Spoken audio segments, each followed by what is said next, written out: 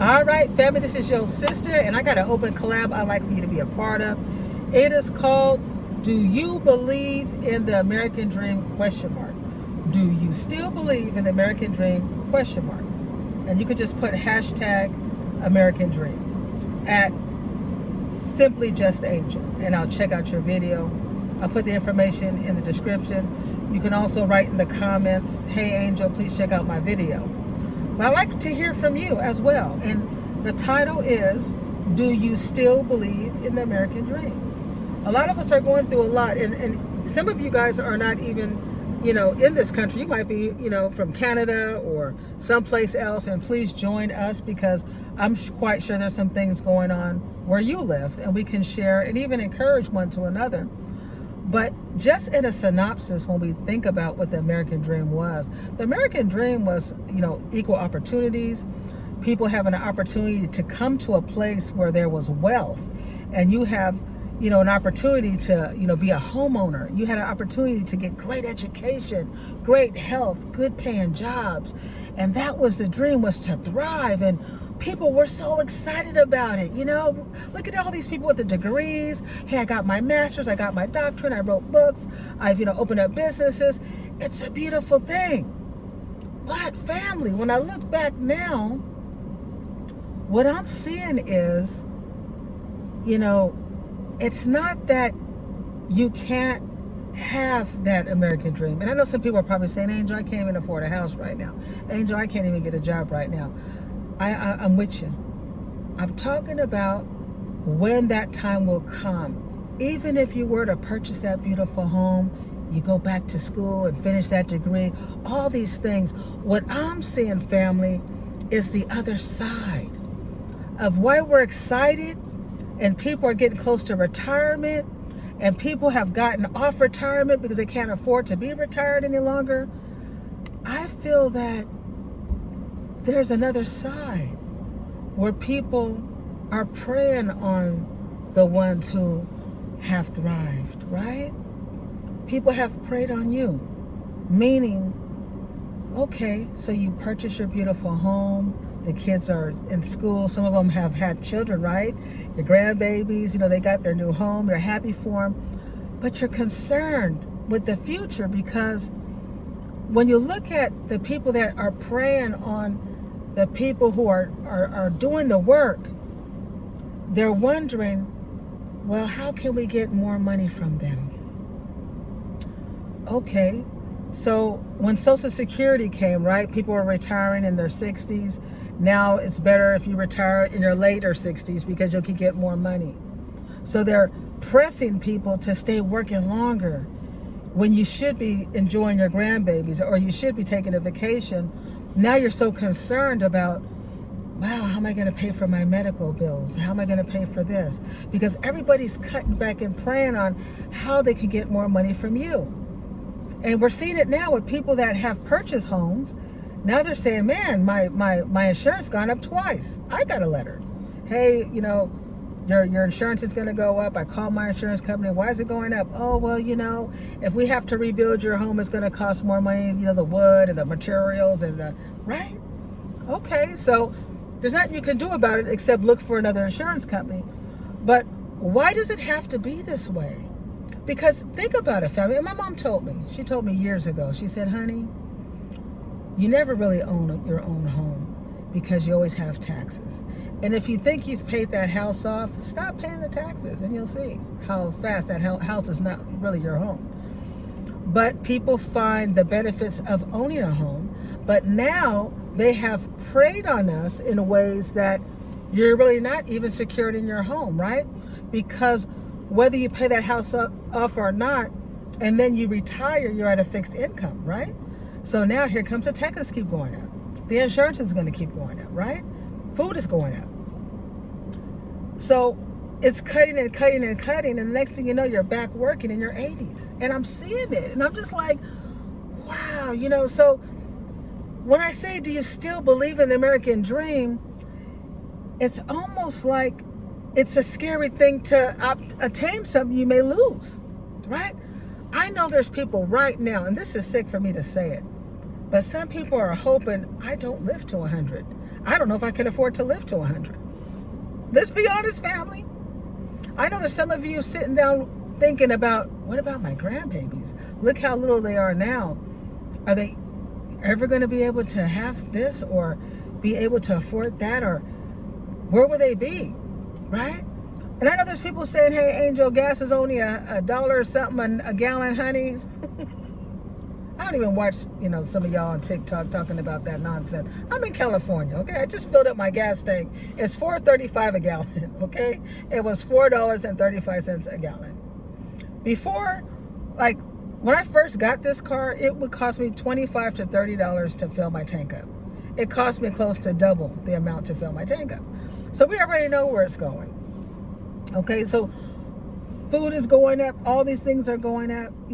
People, oh my God. And what's really concerning is health. When they start cutting back in our insurances that we're not going to cover for x-rays, or we're not going to cover for this, or we're not going to cover for that, or you have to pay a portion. That portion could be $10,000. Family, people are scared to do their physicals. They don't want to go. They don't want to know. I don't, best I don't know, right? And this is not the dream. I remember when my mom bought her home. I remember when my mom had bought her nice car and all the family could finally fit in the car. Because before we had a little bitty car, we're trying to fit everybody in there. Some people couldn't come for the ride. We didn't have no extra room. And then when my mom started doing greater and better and getting better jobs, and she's an amazing woman, she was able to get bigger cars, and we were, it was different, right? But now, these cars are ridiculous.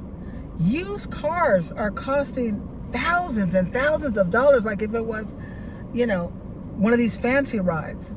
And it's not. These are just regular cars. That's nothing spectacular, but everybody is just preying on us. So it's not about having the dream, but is it a nightmare, family? Is it a nightmare? Is the American dream a nightmare? Do you still believe in the American dream? I do have hope, but I'm watching, and what I'm seeing is people that are working hard to get to a place.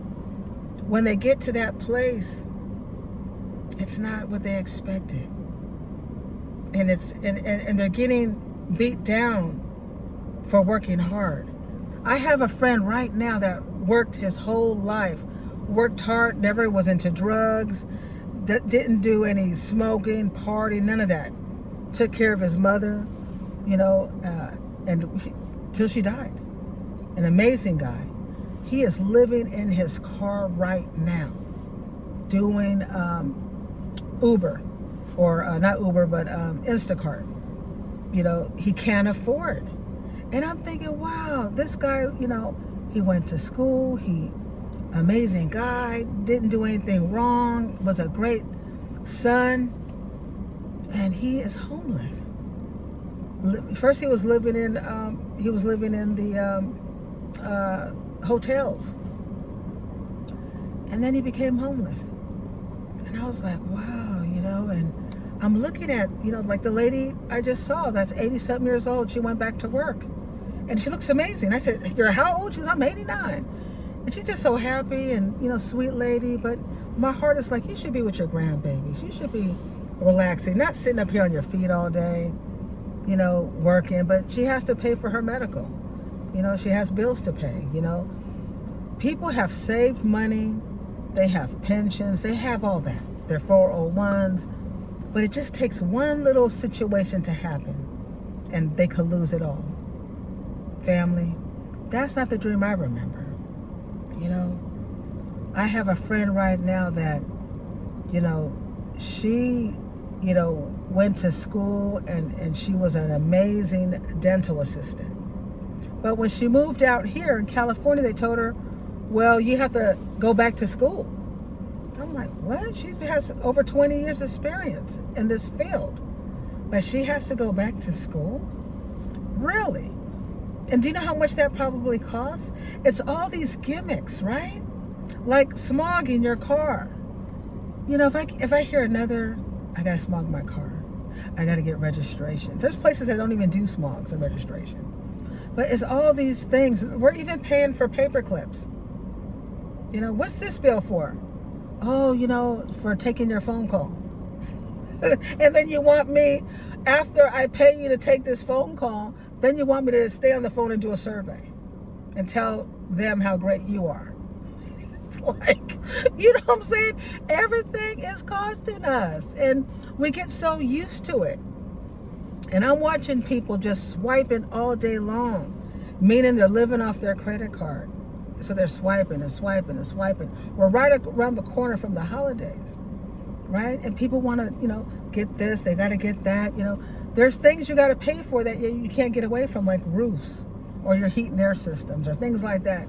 You know, especially if you live in a place that's really hot. And the prices, nobody wants to fix the system. Do you guys remember when, you know, your washer and dryer would break and somebody would come fix the refrigerator, the washer and dryer? These people are trained to come to your house and tell you to get a new one. Buy new. We don't have nobody to come fix what we already have. It's just a part, but they want you to buy a whole new heat and air system that's going to cost you probably $20,000, right? Or the cheaper one that's like buying a little used car, right? And then don't worry about it. You can finance it. And the rates on that financing, they'll give it to you 12 months, but nothing to worry about. Don't pay no interest. But when that interest hits, because you can't pay that $20,000. If you can, that's great. I ain't got it like that where I can pay 20 G's, you know, within 12 months with all your other bills, okay? So it's all these games. It sounds good, but it's a nightmare. It's a nightmare, family. So share with me, family. What do you think? Do you still believe in the American dream? And what's the best way to get through some of this nonsense? Because it is. It's nonsense. Because every time you turn around, it's another fee, another price. You know, we're not even talking about programs. We're talking about people that are up here working. They're going through life, they're doing their part, right? Putting in the work. But we're getting beat down.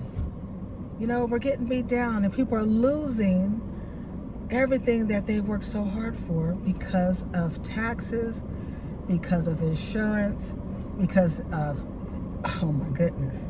Somebody just told me the other day, they said, Angel, do you know when you get older, or you don't even have to be older. It could be a situation where you need help and you have to go into a nursing home. If you can't afford that bill, they're going to come after your house. I said, really? I said, they owe it. So if you're married, let's say you're both older, like in your 80s, 90s, and your husband or wife gets sick, and you know you can't take care of it because you can't lift her and clean her and these things, or him, you know, you do your best, but you always need a little help, right?